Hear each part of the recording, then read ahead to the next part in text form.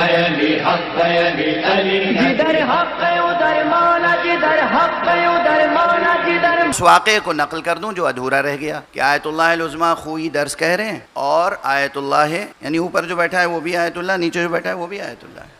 ہاں وہ مرتبہ ہوتا ہے. درس خارج کیا سمجھتے ہیں آپ؟ عظمیٰ جن میں لگ جاتا ہے وہ لوگ ہوتے ہیں جو رسالہ عملیہ دیتے ہیں اور جن کی تقلید ہوتی ہے، لیکن جو نیچے بیٹھے ہوتے ہیں وہ سب مجتہد ہوتے ہیں، یا اکثر اس میں سے مجتہد ہوتے ہیں، تقلید کے لیے اپنے کو پیش نہیں کرتے، اس لیے کہ استاد موجود ہے، بزرگ موجود ہے، سینئر موجود. تو انہوں نے آیت اللہ ہے سید محمد علی ابتہی نے ایک اعتراض کیا کہ جناب استاد آپ نے یہ جو بنیاد قائم کی ہے یہ بنیاد درست نہیں ہے. آغائے خوئی نے سنا اور کہا نہیں میں نے بہت غور و تأمل کر لیا ہے، تم غور کرنا، یہ بنیاد بالکل درست ہے، مضبوط ہے، یہ غیر معصوم ہے نا. ٹھیک ہے. 30-35 سال کے بعد اب آغائے آیت اللہ ابتہی کہاں آ گئے ہیں؟ قوم. آغائے خوئی وہیں نجف میں ہیں. 30-35 سال کے بعد تقریباً ایک خط آیا آیت اللہ ابو القاسم خوئی کی طرف سے، استاد شاگرد کے نام. جناب آقائے ابتہی تمہیں یاد ہوگا تم نے 40 سال پہلے 30 سال پہلے ایک اعتراض کیا تھا، اس وقت میں نے نہیں مانا تھا، اب میں تسلیم کرتا ہوں اور اپنی بنیاد کو تبدیل کر. کون کہہ رہا ہے یہ؟ وہ خط ان آنکھوں نے پڑھا ہے، وہ خط ان آنکھوں، اور اس کی بنیاد پر اپنی 23 جلدوں میں معجم و رجال الحدیث جو پہلے چھپ چکی تھی دوبارہ اصلاح کر کے چھپوائی. اسے کہتے ہیں علمی کلچر، اسے کہتے ہیں تعلیمی سماج، اسے کہتے ہیں تعلیمی اور تحقیقی ذوق، اسے کہتے ہیں ایک فقیہ عادل، اسے کہتے ہیں منصف. کہ شاگرد کا 40 برس پرانا اعتراض اگر اس کو ایکنالج نہ بھی کرتے تو کیا ہو جاتا، لیکن نہیں، ان کا دل راضی نہ ہوتا کہ بات تو اس کی تھی، اس کو داد دو اور بتاؤ کہ تم صحیح تھے. دست ادب جوڑ کے عرض کر رہا ہوں، اگر آج انیس ہوتے تو میں داد دیتا انہیں اور کہتا کہ آئے آپ یہ جو بیوہ کے لیے رانڈ کا لفظ استعمال کر رہے ہیں نا یہ بدل دیجئے، آپ بیوہ کہا کیجئے رانڈ کیوں کہتے ہیں، اور وہ مان لیتے دعا دینے کے ساتھ. یہ جو آج خود ساختہ انیسیے ہیں ان کی سمجھ میں نہیں آئے گی یہ بات. انیس تھے، انیس آسمان سخن تھے، انیس آسمان سخن تھے. انیس کے بعض اشعار ایسے ہیں جو بہت سے انیس پرست، خود ساختہ انیس پرست اس کی صحیح تشریح نہیں کر سکتے. اور اس فقیر نے الہ آباد میں، لکھنؤ میں اور نہ جانے کتنے مقامات پر انیس کے ایک شعر پر پوری 1.5-2 گھنٹے کی تقریریں کی ہیں. آپ نے ہماری زبان سے انیس کو سنا نہیں تو آپ کو انیس سمجھ میں نہیں آئیں گے.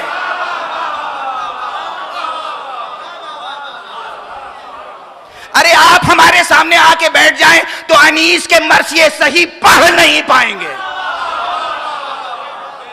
آپ کیا جانیں انیس کی عظمت کیا ہے، انیس کی زبان کیا ہے.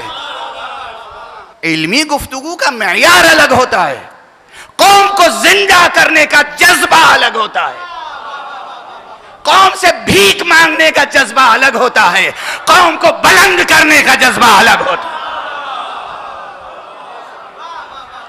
جوانوں کو شاعری اور خطابت کی افیم نہ کھلائیے، جوانوں کو انقلابی شاعری اور علمی گفتگو کا انداز سکھائیے کہ کیا ہوتا ہے. بہت سے ایسے وہ ہیں جن کی وجہ سے کارل مارکس یا کسی مارکسسٹ نے کہا تھا کہ مذہب تو افیم کی گولی ہے. حقیقت میں اسلام افیم کی گولی نہیں ہے، مگر کتنے مذہب ہیں دنیا میں جو افیم کی گولی ہی ہیں یا نہیں؟ ایک صلوات پڑھ دیجئے محمد و آلہ محمد.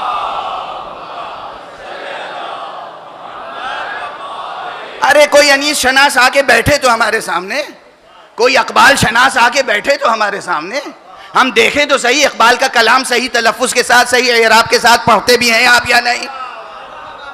دبیر علیہ الرحمہ، اس فقیر نے انیس پر کتنے سیمینار کرائے ہیں آپ کو خبر نہیں، کتنے مقالے لکھے ہیں آپ کو خبر نہیں، دبیر پر کتنی گفتگو ہوئی ہے آپ کو خبر نہیں. لیکن دبیر کے یہاں جو لغزشیں ہو گئیں اور جس نے پورے معاشرے کو متاثر کیا اس کو نشاندہی کرنا ضروری. ابھی مصائب نہیں پڑھ رہا ہوں، ٹھیک ہے، میں نے کہا ہے کہ آج بنا اختصار پر نہیں ہے.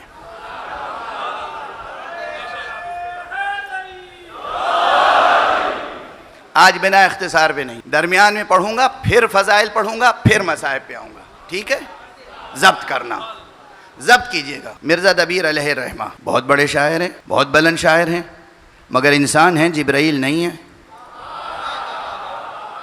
آپ کس چیز کی پرستش کر رہے ہیں؟ کس چیز کی مجھے تانا دے رہے ہیں، مجھے ذکر نہیں کرنا چاہتا، لیکن ایک علمی معمولی سی خدمت ہے۔ علامہ شبلی نعمانی نے موازنہ انیس و دبیر ایک کتاب لکھی تھی، جس میں میر انیس کی تھوڑی سی تعریف کی اور مرزا دبیر کی بہت مذمت کی انہوں نے۔ سب کو بری لگی اور میرے دل کا زخم بھی یہی تھا کہ یہ کیا بات ہوئی۔ اچھا میں دبیر پہ 1000 صفحے کی کتاب لکھ سکتا ہوں، مگر میں جب بھی لکھوں گا تو کیا کہلائے گی وہ کتاب؟ ارے شیعہ ہیں، ذاکر ہیں، انہوں نے مرزا دبیر کی تعریف کی۔ ٹھیک ہے، میری یہ آرزو تھی کہ خود شبلی اکیڈمی دارالمعارف اعظم گڑھ سے، جہاں سے موازنہ انیس و دبیر چھپی تھی، وہیں سے مرزا دبیر کے دفاع میں کوئی کتاب چھپے۔ اس کے لیے میں نے گزارش کی اپنے مرحوم دوست، خدا ان کی مغفرت فرمائے، مولانا ضیاء الدین اصلاحی، اہل سنت والجماعت عالم، شبلی اکیڈمی کے ڈائریکٹر، رسالہ المعارف کے مدیر، اسکالر، عالم، اپنے مذہب کے بہت بڑے عالم، ادیب، صاحب قلم۔ میرے ان کے مراسم تھے، میں انہوں نے مرزا دبیر اور میر انیس پہ سیمینار کیا اور دہلی میں بلایا اور گزارش کی کہ انہوں نے ایک مقالہ پڑھ دیا۔ جب مقالہ پڑھ دیا تو میں نے کہا کیا اچھا ہوتا کہ یہ ایک مقالہ یہ پھیل کے ایک کتاب بن جاتا۔ آپ خود ایک پوری کتاب لکھیے مرزا دبیر پر اور اپنے ادارے سے شائع کیجیے، اور اس کتاب کی اشاعت کا یا جو بھی مصارف ہوں گے، جو بھی حق الزحمہ ہوگا، یہ کہنے کی بات نہیں تھی مگر کہہ رہا ہوں کہ کام اس سے شاید آپ حضرات کے ذہن میں یہ آ جائے کہ کام کیسے کیا جاتا ہے۔ میں نے کہا کہ حق التصنیف، ہدیہ، نذرانہ، طباعت کا خرچ سب یہ فقیر دینے کو تیار ہے، اور کچھ ان کی نظر کر بھی دیا۔ اور وہ مرد خدا اپنی زبان کا پکا، اس شخص نے پوری کتاب لکھی، اور وہ کتاب آج اسی ادارے شبلی اکیڈمی سے چھپ کے سامنے آ چکی ہے۔ کس کے دفاع میں؟ دبیر کے دفاع میں۔ پوری کتاب چھپ کے آئی، موجود ہے، اس کا مطالعہ فرمائیے اور فرمائے انیس پر کتنے لوگوں سے میں نے لکھوایا ہے مضمون، دبیر پر کتنے لوگوں سے میں نے لکھوایا ہے مضمون، اور انیس اور دبیر پر نہ جانے کتنے لوگوں کو مضمون لکھ کے دیا ہے کہ تم پڑھو۔ میں نے مقالہ لکھ کے دیا، اسٹیج پہ بیٹھ کے ایک صاحب مقالہ پیش کر رہے ہیں اور میں نیچے سے واہ واہ سبحان اللہ کر رہا ہوں، واہ کیا آپ نے انیس کی تعریف کی ہے، کیا دبیر کی تعریف کی ہے۔ مقالہ میرا ہی پڑھ رہے ہیں اپنے نام سے۔ آپ کو معلوم نہیں معاشرے کی تربیت کیسے ہوتی ہے؟ آپ کو معلوم نہیں کہ اپنے میراث کی حفاظت کیسے ہوتی ہے؟ لیکن ساتھ ساتھ یہ یاد رکھیے کہ میراث کی حفاظت کے ساتھ ساتھ اگلی نسلوں کو اس ماضی کی میراث سے برتر مقام تک لے جانا ہے۔ ایک صلوات پڑھیے محمد و آل محمد۔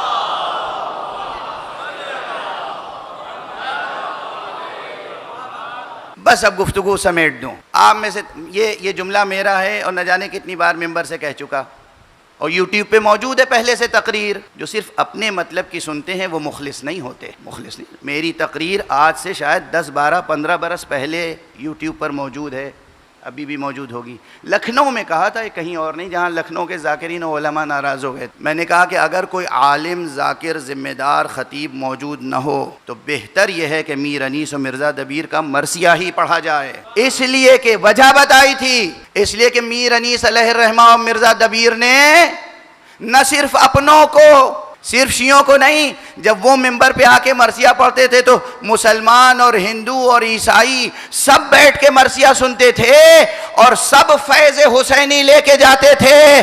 آج کا ہمارا جاہل لطیفہ گو ذاکر اپنوں کو سمیٹ نہیں سکتا، غیروں کو کیا پیغام پہنچائے۔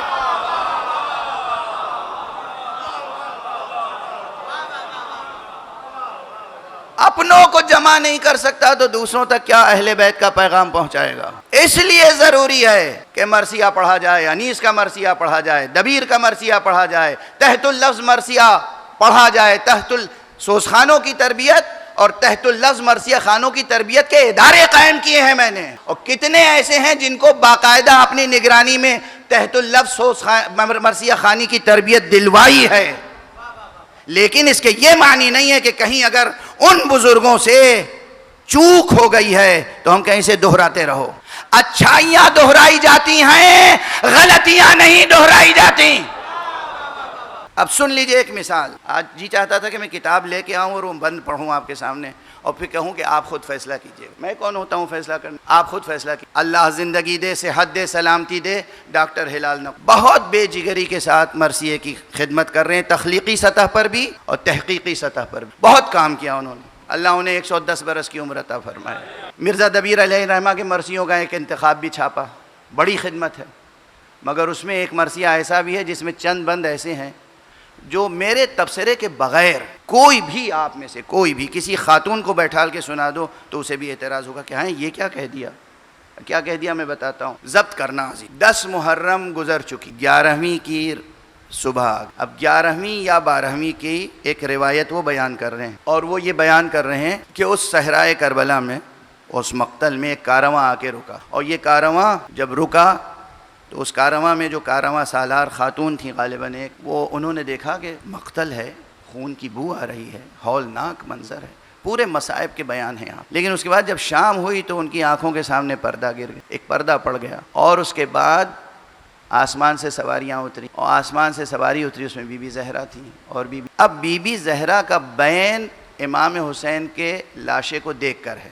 اچھا یہ بین کیسا ہونا چاہیے ذرا سننا. ہاتھ جوڑ کے عرض کر رہا ہوں، ہاتھ جوڑ کے عرض کر رہا ہوں، پڑھ لینا پھر گفتگو کرنا. کہتے ہیں ہائے حسین، تمہیں میں کس حال میں دیکھ رہی ہوں؟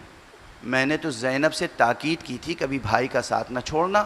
ہائے زینب نے ساتھ نہ چھوڑا ہوتا تو تمہاری یہ حالت کیسے ہو؟ میں تو واپس جا کے رسول مختار سے اب زینب کی شکایت کروں. یہ مکالمہ میں مختصر بس اب اس سے زیادہ طاقت نہیں ہے دہرانے کی، جو انہوں نے 4-6 بند لکھے ہیں. آپ میں سے کون صاحب ذوق، صاحب ولا، صاحب عشق، صاحب ذوق شعری کون ہے جو اس جملے کو قبول کر؟ بی بی فاطمہ کی بھی توہین ہے. بی بی فاطمہ 11 محرم تک بے خبر تھی کہ حسین پہ کیا ہوا اور کیسے ہوا اور کس کی وجہ سے ہوا اور کس کے سبب سے ہوا، اور سارا الزام کہ آقا حسین کا لاشا پامال ہو گیا.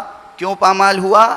اس لیے کہ زینب نے ساتھ چھوڑ دیا. یہ جملہ تم میں سے کوئی برداشت کر سکتا ہے؟ کوئی برداشت کر سکتا؟ اور گلا ہے، ہائے زینب سے میں نے کہا تھا کہ میں دودھ نہیں بخشوں گی. میں جو کچھ شاعری ہوتی ہے نا وہ زمانے کی سماجیات ہیں، تم حسین کا ساتھ نہ چھوڑا، مگر حسین کا ساتھ زینب نے بھی چھوڑ دیا. تب تو یہ منزل آئی، تب تو یہ مصیبت ہوئی. اور یہیں تک نہیں، میں واپس جا کے رسول سے اپنے بابا سے زینب کی شکایت کروں گی. استغفر اللہ ثم استغفر اللہ ثم استغفر اللہ ثم استغفر اللہ، قیامت تک میں دبیر علیہ الرحمہ کے لیے استغفار کرتا رہوں. کیا اس مرثیے کو بھی ہم انڈورس کر دیں؟ ہے اجازت آپ میں سے کسی کی؟ ہے مرثیے میں؟ اب اگر میں کہوں کہ گزشتہ 200 برس 250 برس سے ہم زوال کی طرف جا رہے ہیں، اس لیے کہ ہم نے اپنے سرمایہ ادبی کا محاسبہ نہیں کیا، ہم نے اپنا محاسبہ نہیں کیا. اگر ہمیں ترقی کرنی ہے، اور کرنی ہے ترقی نہیں کرو گے تو ہلاک ہو جاؤ گے.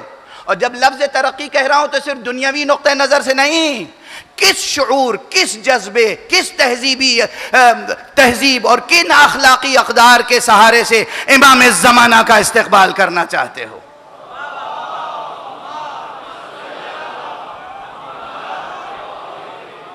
اس شعور کے ساتھ امام زمانہ کا استقبال کرو گے، اس قسم کی پوئٹری کے ساتھ، اس قسم کی تھنکنگ کے ساتھ، اس قسم کی تخیل کے ساتھ، یہ کوئی کارنامہ ہے؟ امام زمانہ کا استقبال کرنے کے لیے بلند ہونا ہوگا یا نہیں؟ ہر اعتبار سے بلند ہونا ہوگا. کل جو ہمارا معیار معرفت تھا آج اس سے بہتر ہونا چاہیے، اور آج جو معیار معرفت ہے کل آنے والے کل میں اس سے بہتر ہونا چاہیے. نہیں، جمود کس لیے ہے؟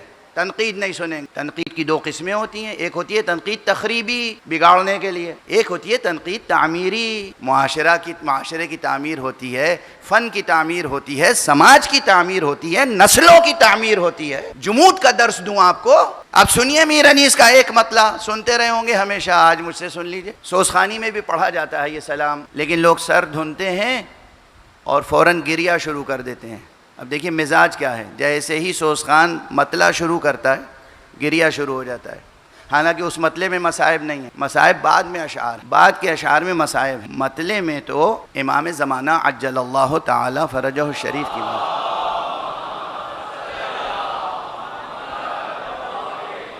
اور میر انیس کے اس مطلع کے لیے میں 10-20 برس پہلے مقرر کہہ چکا ہوں اور محفوظ ہوگی یہ تقریر. پروفیسر شمس الرحمن فاروقی مجلس میں موجود تھے، پروفیسر گوپی چند نارنگ مجلس میں موجود تھے. اس وقت ان بزرگوں کی موجودگی میں عرض کیا ہے کہ پوری اردو شاعری کی فلسفیانہ شاعری ایک طرف اور میر انیس کا یہ دو مصرے ان کے یہ مطلع ایک طرف. یہ مطلع سن کے جو آپ روتے ہیں یہ فلسفیانہ اور حکیمانہ مضمون پر حامل ہے، اور اتنا لطیف اتنا عظیم مطلع کوئی فلسفیانہ ڈھونڈے سے ملے گا. کیا ہے مطلع؟ سب کو یاد ہوگا، آپ سب کو یاد ہوگا، اتنی بار آپ نے سنا ہے. تصور میں تصویر جاں کھینچتے ہیں، یہ مصیبت کا بیان ہے. تصور میں تصویر جاں کھینچتے ہیں، شبیہ امام زماں کھینچتے ہیں.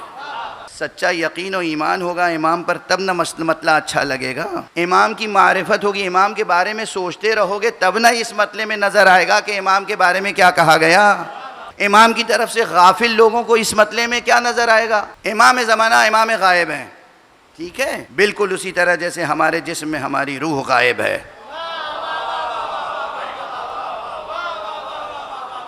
روح کا تو انکار کرتے نہیں، امام زمانہ کا انکار کر دیتے ہیں.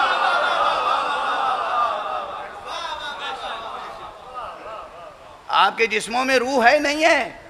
یہ بے روح مجمع بول رہا ہے کیا؟ ہر ایک کے جسم میں روح ہے، ظاہر ہے کہ غائب. ارے روح ہے اور غائب، نزدیک ہے اور غائب. یہی روح آپ کے بدن کو جلائے ہوئے ہے، یہی روح آپ کی آنکھ کو روشنی دے رہی ہے، مگر یہ آنکھ اس روح کو دیکھ نہیں سکتی.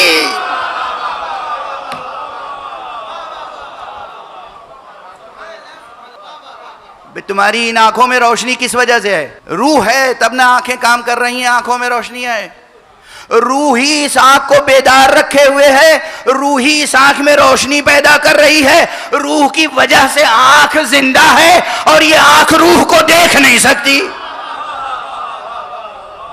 اور نہ دیکھنے پر آپ روح کا انکار نہیں کرتے، امام زمانہ کو نہ دیکھ کر انکار کر دیتے ہیں. صلوات پڑھ دیں محمد و آل.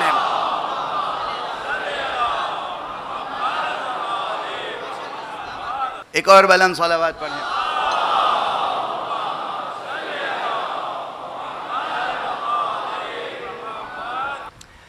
روح یا جان، روح کو کیا کہتے ہیں اردو میں؟ جان. روح کے لیے روح عربی کلمہ ہے اور جان فارسی کلمہ ہے، ٹھیک ہے نا.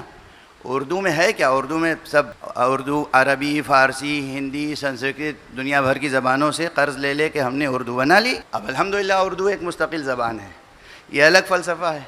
اب اس جملے کو کوئی کاٹ کے کہے کہ یہ اردو کے مخالف ہیں، اس کا ذوق بھی آپ منہ پہ تالے تو ڈال نہیں سکتے. اور بہت سی مخلوقات ہیں جو بے سبب ہی بولا کرتی ہیں راستوں میں ادھر ادھر، آپ ان پہ دھیان بھی نہیں دیتے. ایک صلوات پڑھ دیجئے محمد و آل.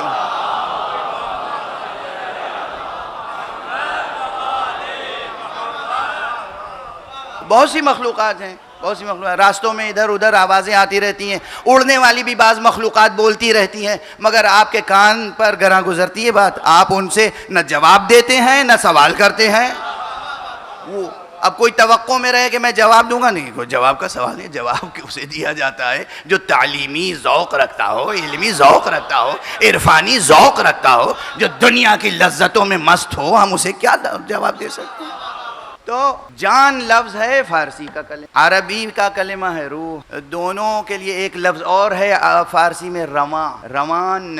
روان بھی روح کو کہتے ہیں. اسی لیے اساتذہ کے درمیان یہ بحث تھی کہ روح رواں یہ ترکیب درست بھی ہے یا نہیں. روح رواں کہا جائے یا روح رواں، بیچ میں واو عطف لایا جائے، اور دو مترادفات. یہ سب بحثیں ہیں کتابوں میں، چونکہ رواں کے معنی بھی روح کے ہیں اور روح کے معنی تو روح کے ہیں. تو اب روح و رواں کہیں یا روح رواں کہیں ہیں.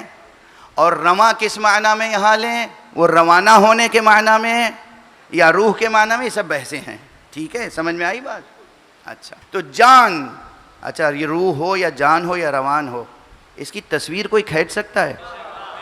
بھئی یہ جو آئینے میں شکل نظر آتی ہے آپ کو، شکل ہے لفظ اصل. یہ جو آپ کو اپنی شکل نظر آتی ہے یہ آپ کی اصلی شکل نہیں ہوتی. آئینے میں جو آپ چہرہ دیکھتے ہیں یہ آپ کی اصلی شکل نہیں ہے، یہ تو آپ کے بدن کی شکل ہے.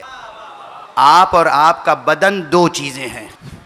آپ اور آپ کا بدن دو چیزیں ہیں، ٹھیک ہے نا، یہ آپ کے بدن کی شکل نظر آتی. بھئی اگر دو چیزیں نہ ہوتی تو آج کل تو ہارٹ تبدیل ہو جاتا ہے. دل کا کامیاب آپریشن ہو رہا ہے نہیں ہو رہا ہے؟ ہو رہا ہے. بس اب تو سینکڑوں ہزاروں میں ہو چکا ہے نا پوری دنیا میں. اگر یہی دل آپ ہیں تو دل بدلنے کے بعد پھر آپ کہاں ہیں؟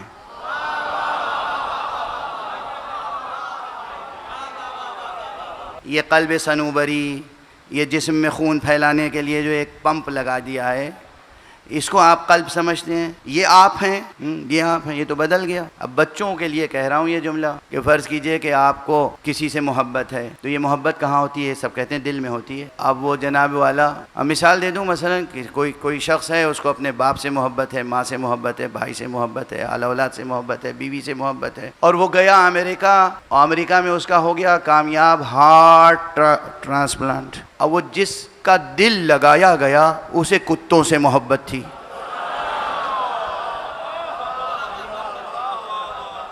اب یہ گھر واپس آئے گا تو کیا قیامت ہوگی؟ کتوں سے محبت تو بہت عام ہے وہاں. لوگ اپنی اپنی پراپرٹیز کتوں کے نام وصیت میں لکھ جاتے ہیں، ٹرسٹ قائم ہو جاتے ہیں. لوگ اپنی بڑی بڑی جائیدادیں کتوں کے لیے وقف کر دیتے ہیں. تو اگر یہاں سے کراچی سے کوئی مومن گیا اور وہاں اس کا دل بدلا گیا تو کیا ہوگا حشر؟ سمجھ میں آ گئی نا مثال؟ اس کے معنی یہ دل جو ہے یہ آپ نہیں آئے. اب پہچانو اپنے آپ کو. اسی لیے اللہ مولا کائنات علی ابن ابی طالب علیہ الصلاۃ والسلام نے فرمایا ہے، من عرف نفسہ فقد عرف ربہ. جس نے اپنے آپ کو پہچان لیا سمجھو اس نے اپنے پروردگار کو پہچان. تو یہ آپ کو پہچاننے کے لیے شیشے کے آئینے میں چہرہ دیکھو گے یا ڈاکٹر سے جا کے پوچھو گے کہ ہمارا اندر کیا کچھ ہے بتائیے ذرا، تاکہ ہمیں معرفت ہو جائے کہ ہم کون ہیں. دل کے بارے میں بتائیے، ہمارا دل کتنا بڑا ہے، پھیپھڑے بتائیے کیسے ہیں، دماغ کیسا ہے. ڈاکٹر بتائے گا. یہ آپ کا بدن ہے جس کی تصویر کھینچتے ہیں آپ، ٹھیک ہے؟ روح کی تصویر کھینچی نہیں جا سکتی. انیس آپ کو مادی علائق سے مجرد بنا کے اس منزل تک لے جانا چاہتا ہے جہاں آپ تصور میں جاں کی تصویر کشی کر سکیں. تصور میں تصویر جاں کھینچتے ہیں، یہ روح کی تصویر بنانا چاہتے ہیں انیس. کیوں؟ اس لیے کہ اس امام کا تصور آ گیا ہے جو ہے مگر ان آنکھوں سے نظر نہیں آتا.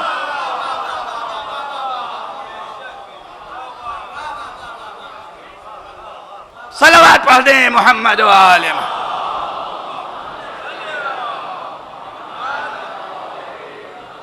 پہلے بھی کہا تھا، آج بھی کہہ رہا ہوں، صرف انیس کے ان 2 مصروں کی شرح میں کم سے کم 200 صفحے کی کتاب لکھی جا سکتی ہے، کم سے کم. یہ بھی انیس ہے، یہ بھی انیس ہے. داد دیتا ہوں تو انیس کو داد دیتا ہوں، تنقید بھی کرتا ہوں تو انیس پہ کرتا ہوں. کوئی دوسرا اس لائق نظر نہیں آتا جس کو یہ تنقید کروں.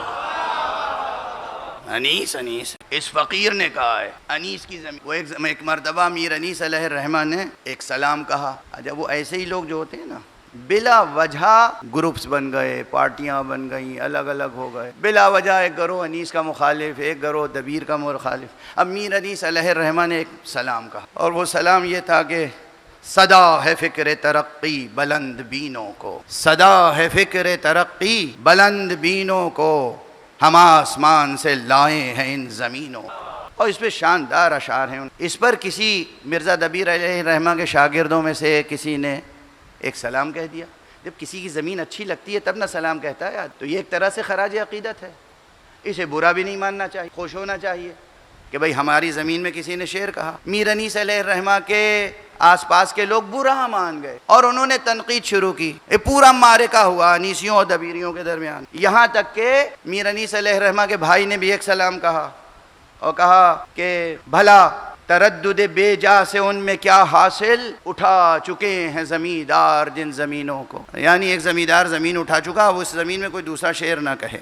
اب یہ ایک صحت مند فکر نہیں تھی، یہ صحت مند فکر نہیں تھی تو ہم کہیں گے نہیں تھی. میر مونس اور میر انس کو بہت داد دیں گے، ہر چیز میں تعریف کریں گے، یہاں کہیں گے صاحب یہ بات آپ کی درست نہیں تھی. خیر، اب یہ چلتی رہی بات. ارے انیس پر تعلیمی انداز سے ترقی کی خاطر گفتگو کرنا میرے لیے جواز آپ فراہم نہیں کرتے. جوش ملیح آبادی نے رقیق قسم کا حملہ کیا میر انیس پر، جوش ملیح آبادی نے، اور ان کا یہ مطلع موجود ہے ان کے کلیات میں. وہ کہتے ہیں کہ گویا انیس کا نعوذ باللہ مذاق اڑایا، تمسخر کیا کہ میر انیس نے کہا تھا نا کہ صدا ہے فکر ترقی بلند بینوں کو، اب انہوں نے کہا کہاں تصور پستی بلند بینوں. انیس کے کلیات میں چھپا ہوا یہ شعر موجود ہے. کہاں تصور پستی بلند بینوں کو، ہم آسمان سے لاتے نہیں زمینوں کو. یہ جوش نے کہا. اب جو لوگ میر انیس کی زبان سمجھتے تھے وہ سمجھتے تھے کہ یہ اعتراض بجا نہیں ہے، یہ تو ایک تفنن ہے، ایک شوخی ہے یا مزاح ہے، جو بھی کہہ لیجئے. ان میں سے انیس علیہ الرحمہ کی قدردانوں میں سے ایک صاحب بزرگوار ہمارے مدرسے میں تھے، جن کو ہم نے اس لیے رکھا تھا تاکہ بچوں کو وہ انیس پڑھائیں، انیس کا کلام. یہ بچے وہ ہیں جو آج حوزہ علمیہ میں قم میں ہیں اور بعض ان میں سے مجتہد ہو چکے، ہمارے مدرسے میں انیس پڑھ کے گئے. تو وہ ایک دن دفتر میں آئے اور کہنے لگے کہ میں نے کچھ کہا ہے، آپ کو سنانا چاہتا ہوں. میں نے کہا فرمائیے. کہا میر انیس نے یہ مطلع کہا تھا اور جوش نے یہ کہا تھا، میں نے جوش کا جواب دے دیا ہے. میں نے کہا جزاک اللہ. انہوں نے کیا خوبصورت مطلع سنایا. میر انیس کا پھر مطلع سن لیجئے.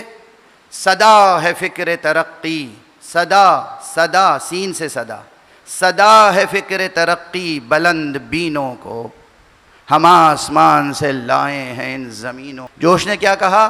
کہاں تصور پستی بلند بینوں کو، ہم آسمان سے لاتے نہیں زمینوں کو. جواب دینے والے نے کہا صدا عروج کی دھن ہے بلند بینوں کو. خدا کی قسم یہ میر صاحب کے مضمون کو ترقی دے دی، انہوں نے بڑھا دیا آگے. اگر میر صاحب زندہ ہوتے تو وہ داد دیتے. فکر اور دھن جو بدلہ ہے نا، صدا عروج کی، صدا عروج کی، صدا عروج کی دھن ہے بلند بینوں کو، ہم آسمان بنا دیتے ہیں زمینوں کو.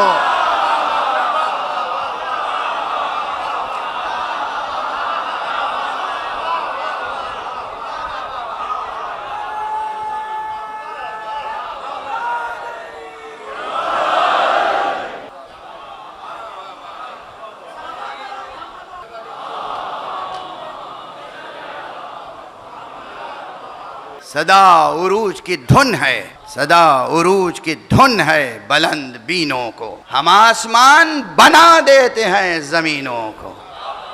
خدا ان کی روح کو بلندیاں عطا فرمائے. یہ تذکرہ مرحوم و مغفور راقم لکھنوی کا ہے. میں شعراء کا قدردان ہوں. یہ جو مجلس پڑھ رہا ہوں ایک شاعر کے ایصال ثواب کی مجلس پڑھ رہا ہوں، مگر کوئی شاعر بھی تو ہو. میں کہیں کہہ چکا ہوں کہ اردو زبان میں تو وہ الفاظ ہی نہیں ملتے جہاں شاعروں کے مراتب مقرر کیے جائیں. عربی میں جو کامل ہوتا ہے اسے کہتے ہیں شاعر، اس سے نیچے ہوتا ہے اسے کہتے ہیں شویعر، اس کے نیچے ہوتا ہے اسے کہتے ہیں شعرور، اس کے نیچے جو ہوتا ہے اسے کہتے ہیں متشاعر، اس کے نیچے جو ہوتا ہے اسے کہتے ہیں موال، اس کے نیچے جو ہوتا ہے اسے کہتے ہیں زجال.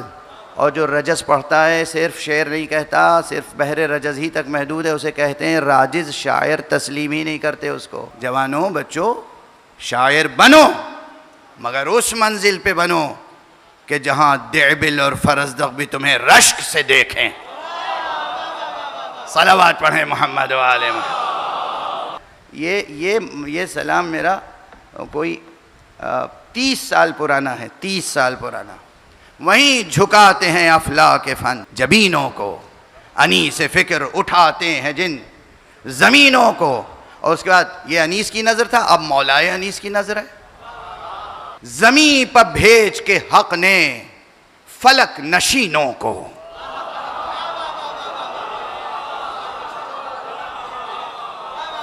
بھائی اگر نثر میں آج میں نہیں پڑھ سکا فضائل تو بس اس مطلع میں سن لو. زمین پر بھیج کے حق نے فلک نشینوں کو، فلک کی راہ دکھائی زمین گزینوں کو.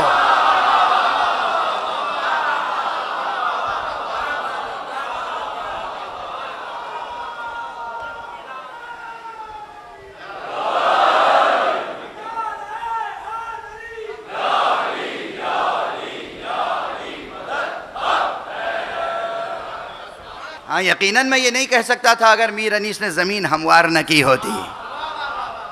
خراج عقیدت ہے. زمین پر بھیج کے حق نے فلک نشینوں کو فلک کی راہ دکھائی, زمین گزینوں کو.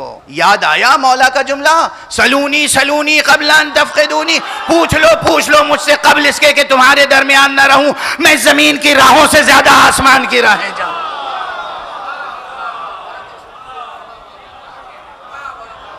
زمین پر بھیج کے حق نے فلک نشینوں کو. خدا کی قسم یہ فلک نشین تھے. ایک مرتبہ کسی اور نے نہیں, حضرت ابو ذر نے امام حسین سے پوچھا, آقا یہ زمین خلق ہونے سے پہلے آپ کہاں تھے؟ یہ کائنات خلق ہونے سے پہلے آپ تھے مگر کہاں تھے؟ کہا عرش, ہم نور کے پیکر تھے اور عرش الہی کے گرد طواف کر رہے تھے. اس کے بعد ملائکہ کی تخلیق ہوئی, ہماری تسبیح سن کے ملائکہ نے تسبیح کی.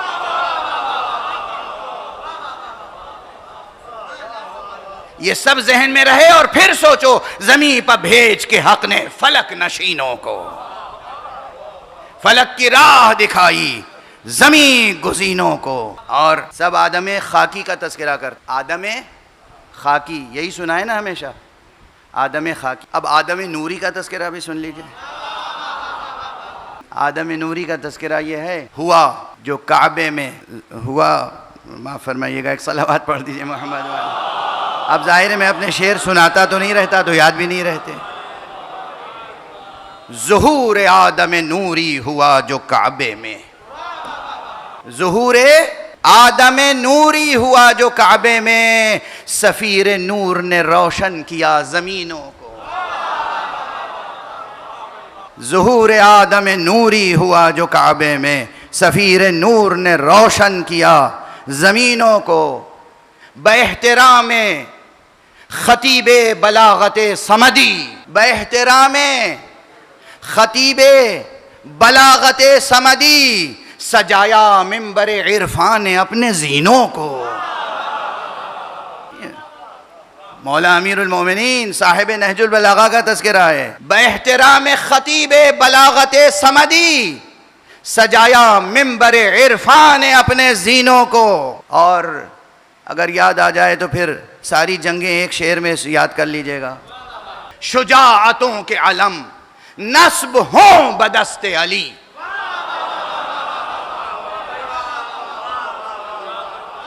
شجاعتوں کے علم, شجاعتوں کے علم نصب ہوں بدست علی, ابھارا خیبر و خندق نے اپنے سینوں کو.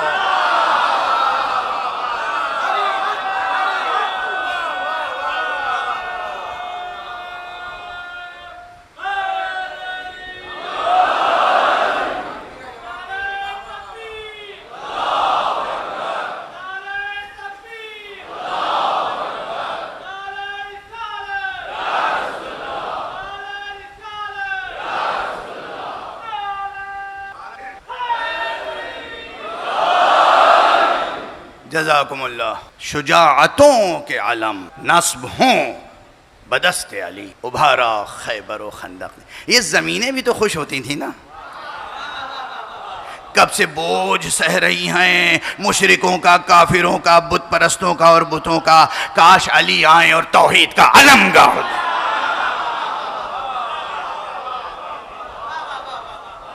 یا رب علی کو بھیج, یا رب ابو تراب کو بھیج کہ یہ مٹی پاک ہو جائے.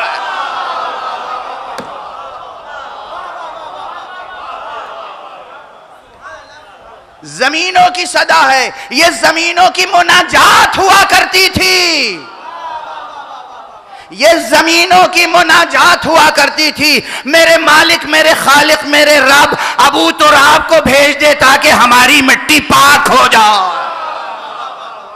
شجاعتوں کے علم نصب ہوں بدست علی, ابھارا خیبر و خندق نے اپنے سینوں کو.